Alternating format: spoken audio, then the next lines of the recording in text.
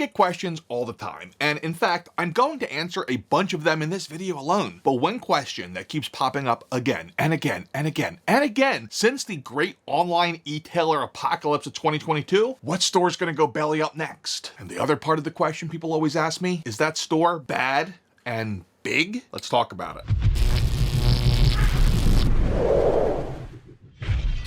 Welcome back to another Q&A video. Today we are going to be talking specifically about the business end of the toy world, the e-tailer or retailer end. So let's not waste any time. Let's get right into the questions, and we got a doozy here, and it's the thumbnail, so I should probably start with it. At ZForce4399 says, Matt, I've been dying to ask, do you think Big Bad is in trouble? Been shopping with them for going on 10 years, and I have never seen them do daily sales for weeks on end like they have been as of late. What are your thoughts? Big Bad is like the best at everything when it comes to toy e-tailers. They are the gold standard. Everything I do is an attempt to be as good as or better than them as possible because they don't do anything particularly poorly. And the same goes for cash management. Now, I'm not saying this with any side info. I'm just looking and observing and following the tea leaves, whatever you want to call it. But there doesn't seem to be any cash issues with Big Bad. If anything, all of these sales, my guess is that they are having some space issues. Warehousing pricing is at a premium, and if you have products that are just dead and not moving, it makes a lot more sense to clearance it out on sale than it does to rent another warehouse to fit everything. That's my guess. Based on the way they buy in such volume and how long it takes them to discount certain items, I don't think they have any cash problems at all. And everything I've ever read about them or learned or heard or seen, they manage their business very efficiently. They don't waste money on unnecessary luxuries. They are just very lean, so I don't think they're in trouble. That said, if you want to go to Nerdzoic.com and shop, you should, just because. Branding. PokerStar81 says, why don't you carry anything Masters of the Universe? Mostly because I can't stand Mattel for a couple of reasons. When I started selling, sent out emails to all these places trying to get accounts, and Mattel, for whatever reason, has the absolute worst pricing with distributors. Like, for example, a $30 WWE Ultimate figure that retails for $30, the wholesale price is $27. By the time you get it, it's already on discount at Target, so you lose money selling their stuff, and it goes the same for Masters of the Universe too. So I emailed them and said, hey, how do I get an account with you guys directly so we can cut out the middleman? After like 7 attempts at getting a response and nothing, finally, I must have rattled the wrong person because I got an email back from a VP of sales or something who said that they don't have direct accounts for small niche stores like mine. I'm just like, oh, Lottie freaking da, dude. And I really haven't cared about them since. Now that said, I really do like the Masters of the Universe Origins line, so I might end up carrying them eventually anyway. Right now, it's more a situation of I'm waiting until after I go to Toy Fair to see if I can come up with a better solution to getting them and not losing my butt on them. Not so Super Mario. Wait, you have a store? Wow, I didn't know that. Good thing you mentioned it 20 times in this video and every other video you make nowadays. I only mentioned it 20 times? Crap, I guess I gotta mention it more. Alex Charles 8541. Why aren't you selling McFarlane anymore, Big Nerdy? Did I miss something? It kind of goes along the same route as Mattel, but it's a little different. Mattel's got that big business feel, and I just don't like dealing with them because of it. McFarlane doesn't. But it's more of they get their product to mass retail first, and they make a big deal out of that. They're proud to say, yeah, we get it in Targets and Walmart's first. So if Target and Walmart gets it first, why does anyone want to buy it online? It also is known to go to discount very quickly. Also, I've had a lot of issues with them changing case assortment numbers and canceling things and allocating things, and it's just not worth the headache of dealing with them. That said, I kind of feel like I need to have them, so eventually they'll probably come back, but I'm hoping it will be down the line when I have a physical location so I can actually have a direct account. Speaking of physical locations, Sean Good 111, is there an online store only or a physical location? Just online, brother. For now. 2025, baby. At 𝐒𝐈𝐒, I guess? Watching some of your vids and other general know-how. So if your profit margin ends up being what, 5% per item going by Hasbro, and you have to front the cost, how do you stay afloat really? I always thought MSRP was for stores to sell at while their inventory costs end up half or less than that. But clearly that's not the case, and not running an absolutely huge volume, how do you guys really make money? And all that aside, packaging, since I know no one really charges handling anymore with the shipping to stay competitive. That's a mouthful. I had to scroll down the little thingy multiple times. It's a great question. Really, it comes down to this. Most businesses that aren't in the tech industry are extremely low margin. It comes down to your product mix, your ability to stay lean, and your ability to not make mistakes. What does that mean? So first off, Hasbro is the lowest, well, not the lowest, 𝐒𝐶 and Bandai are the lowest, but Hasbro's a very low margin. It's not 5%. Landed, it's probably in the 19 to 20% range. But I have other products that go all the way up to 50%. So it balances out. So our gross margin is right around 30%. Now, to give you guys some nuts and bolts for who really want to know how it goes, we make about a 5% bottom line profit after paying ourselves as employees. So me and the wife, we each make a whopping, at least in 2023, $36,000 per year. After that, there's about 5% left. That doesn't sound like a lot, but I come from the restaurant industry. 4.5% is considered pretty damn good. Anything over 5, I'm happy. Now, what my ultimate goal is to work to get leaner and more efficient so that number gets closer to 10, because I eventually would like to not have to be the only employees, have more. Now, we have started bringing people on, but I like to bring on more and more and more. It really just comes down to managing the numbers. My family thinks I must be rich because they see like my sales, they see what's coming in and what's going out, but they don't understand what goes on with it, because at the end of the day, little things like, oh wow, I need to take on this $300 a month payment. It doesn't sound like much when you're doing some months up to $100,000 in sales, but because the margins, where you live is so small, you have to be really careful. So hope that answers your question. At Noble7601, Big Nerdy, how do you supply your business? Is it hard to find suppliers, and what's the hardest part about buying figures in bulk from suppliers? It is incredibly freaking hard. I do reveal some of my suppliers. EE Distribution, which is the wholesale end of EE, I do buy from them. Diamond Distribution, which is, or at least was, the biggest comic book distributor in the US, I buy from them. And then I have some other ones that are more niche that I don't reveal because that's my competitive advantage. How did I find them all? A crap ton of research. Like, no joke. At one point, I was sitting there because customs logs are, what's the word I'm looking for? They're public information. So I was going through customs logs at the Long Beach port at one point, looking to figure out, like, okay, I did it with Dorksize. Dorksize Inc., I was looking to see, like, do they have a direct account? Are they getting imports? Like, I can see where they're getting stuff from. And you can too if you go look at it. If they're importing directly, if they're getting from a distributor domestically, you can't see it. There's a lot to it, but it is very hard. It's a lot of talking, it's a lot of being personable, it's a lot of who you know, and it's a lot of networking and building connections. The biggest thing for me, at least, that has made me successful is, I think, at least, I'm pretty likable. Like, I'm generally a happy-go-lucky guy and like pretty much everybody, so I'm able to talk and get to know people and build relationships, and I think that's really one of the biggest reasons we've been able to build such a network of suppliers, and honestly, they're all awesome. So once you get to know them, everyone's great, and a lot of them, they deal with very angry, grumpy people. Where's my toys? So when they get to deal with me, who's not angry and grumpy most of the time, they like it. At Paul Chori 8595, how does it work with the pre-orders that you have on the website that other companies have in stock, but you haven't received yours yet? Let's be honest, this means Hasbro.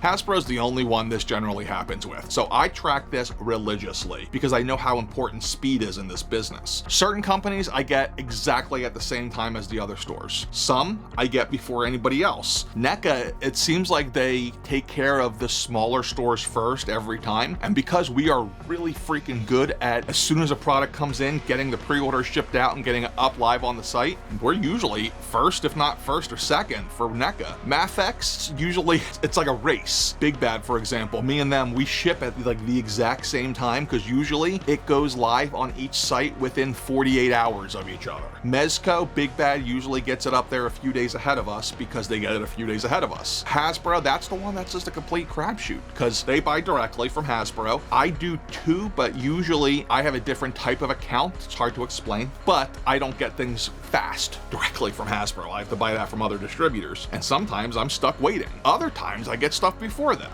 Like, great examples being, I got the Darth Malak wave of stuff in before they did. I got the Guardians of the Galaxy wave in, the Ant-Man wave. Got a lot of stuff in before them, but then I got a lot of stuff in after them, and there's no rhyme or reason. Then there's Hasbro Pulse, and Hasbro Pulse is like the mafia. Like, let's be honest here. They basically can control the market at their will and do whatever they want to kind of screw everybody else. So, yeah, they could get it before us, and I think the answer to that question is obvious as to why they would get it before us, and it's kind of crappy. You would think they'd have a level playing field, but mafia. Quincy is Sheeta Awesome asks, how do you manage to get these so quickly and also whenever I get paid? I don't know exactly what we're talking about, but I guess it kind of goes into the last one. Part of the reason I get things so quickly is because I process them. We, not I, me, well, mostly Mrs. Nerdy and the team process things in so quickly, but also why do we get them when you get paid? We're just good like that. Lots of the same type of question here. Frostbite 336, do you usually get stock at the same time as all the other vendors? Already answered that. Usually either right before, right after, or at the same time. It depends. It's a crapshoot.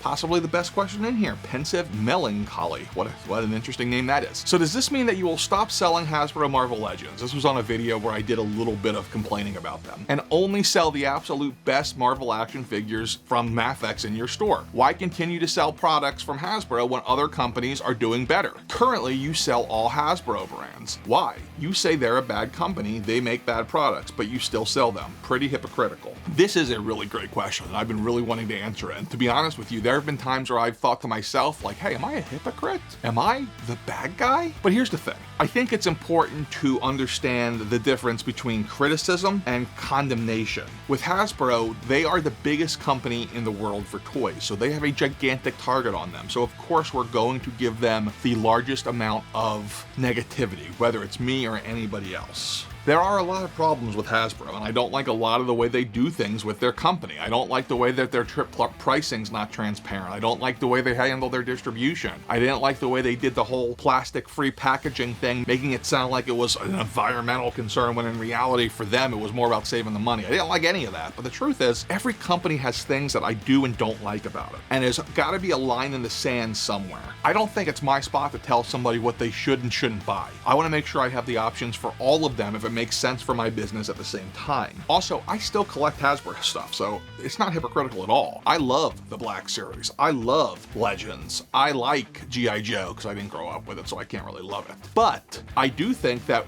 for certain figures, it makes more sense to go with a Mafex or a Mezco than it does a Legends.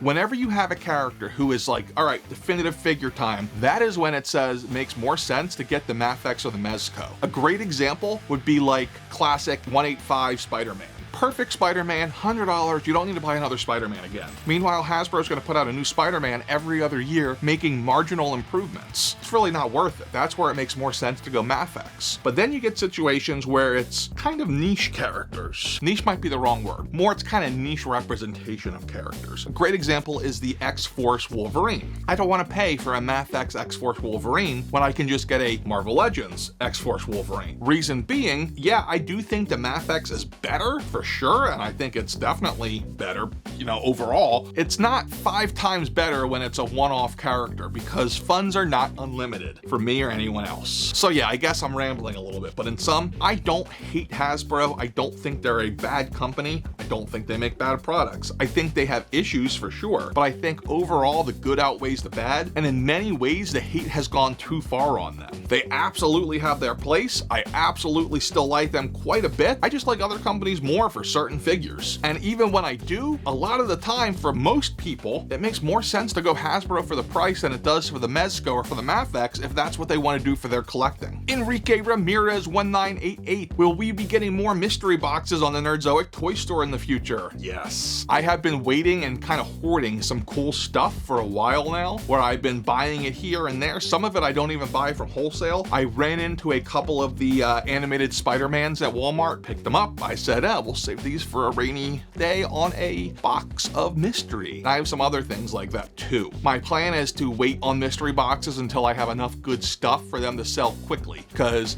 from a logistical standpoint, when they sell slowly, they're a pain in the butt to manage. But when they sell out quickly, they're really easy to manage. Gary M. Pope, will McFarlane figs make a comeback? Maybe. Already addressed this, maybe eventually in time. Kenneth Rivera, 4258. Will we be able to get flying stands? They're there, man. NECA dynamic stands, they got you covered. Chillest guy you know, I bought the No Way Home 3-pack and haven't opened it due to fear of QC issues. Giving the rectangular leaks of single unmasked figures, should I keep and open and hope for the best, or sell at cost to buy only Toby and Andrew for the reduced cost? I would wait to see that you actually like the new ones. I do think rectangular is going to be right, because he always is. So yeah, I think that you're probably going to be able to sell those, and I think you'll be able to sell it at cost and pay for the others without an issue, but I'd wait just in case, because what if they do the reveal and you're like, wow, I don't like that face. 1, 2, 3, 6, 1, 5. How many different Snake Eyes are they going to make? 2, 3, 6, 1, 5. That seems about right. Probably that many. We still haven't gotten Casino Snake Eyes. We haven't gotten Construction Worker Snake Eyes. We haven't gotten Jungle Snake Eyes. We haven't gotten Star Trek Snake Eyes. There's so many Snake Eyes to do. Joshua Knox, 2724. Little help for the beginner. Does Legends scale with Black Series? Yes, it does. Perfectly. Not the same bodies, but the exact same scale. Laskowski, I'm on the fence with the Blob figure. Is it really that good? Have you had one in hand? Yes, I have. He's over there. I also borrowed the old one from a friend to do a video on. He looks great too, but the new one is superior and freaking awesome. You're not going to be sad if you do it. Right now, he's probably my favorite Marvel Legends of the year. At HovSef818, can you explain why Hasbro has any say in other 6-inch figures being sold by other companies? Does it have something to do with a master license? Hasbro doesn't have any say over it. Marvel does. They license that to Hasbro, so they can't license it to other people. That was the deal. They have a exclusive license to 6-inch Marvel figures. That's just kind of how licensing goes, and frankly, kind of makes sense, because if you're going to be paying that much to the licensor, then you really don't want to have to be competing with somebody else who could undercut you on prices or quality. Fortunate Fox, what made you decide to start an official toy store? It's really cool to buy from someone who isn't a large and huge company. Honestly, it was wanting to be in my own business and not knowing what to do, and seeing that I was doing really well on YouTube and I had experience running business, it kind of made sense from a what's the next step angle. Between that and some encouragement from my wife, and the fact that I think I was always destined to do this by my collecting habits. Like, I literally was a inbox collector for 23 years or something, where I didn't open anything because I liked the toy store look, and now I have the toy store. It actually changed my collecting completely from a boxed collector to a loose collector, because I have a store. I don't need to be both. Whatever, it doesn't make any sense. In fact, one of the struggles I anticipate for the store in the coming years as we grow into a larger company, how will we keep that mom and pop feel? We've had to start hiring employees, which is great, but I worry that as we grow, we start to lose that like personal authenticity. Like, as we get bigger and bigger, my time is stretched more and more, and I already want to do more content creation. There's just not enough time. Like, I've started farming out a lot of the customer service work to Anna to do, and I'll probably get her or someone else to help with social media comments, that's inboxes in the future too, because frankly, I can't keep up with any of it. So that leads me to a question for you. What thoughts do you have on how we can keep our mom and pop charm at the Nerdzoic toy store as we continue to grow bigger and bigger? I'm really curious to hear, and if I don't respond to your comment, don't despair. I will be reading 100% of these, because it's something that I'm really focused on doing. And speaking of doing, you should probably be subscribed to this channel. If you're watching this still and you're not subscribed to this channel, I don't think you know how the YouTube correctly. I'm sorry, I said it. You should also remember that you gotta get old, but you don't have to grow up. Just be cool and stay nerdy. Later.